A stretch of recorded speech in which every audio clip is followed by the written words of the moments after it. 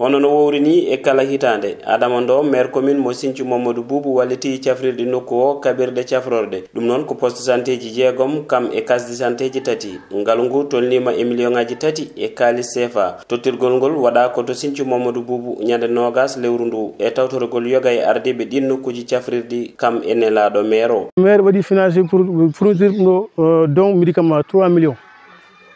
noon pour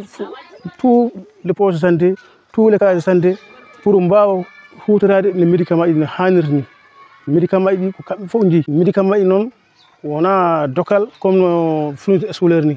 médicament so ɗi gari ko valide CDS ɗum tagui chaque année monsieur le maire valide tous les CDS maire adi médicament ji pour valide on kadi kadi ko pour wawde ballon kadi ballon le personnel woɓɓe toon ngo liggo nder poste santé taw ɓen encore ngala hay salaire maire o noon wowi wadde ko wayni leɗɗe ɗe kadi ko moƴƴe garde e saaha mum kono noon haralleɓe cellal ɓe ina ñaago ndew ɓeydata jungo makko guili mi ari poste Sinthiou mom hitande foof kanko okka mon dotation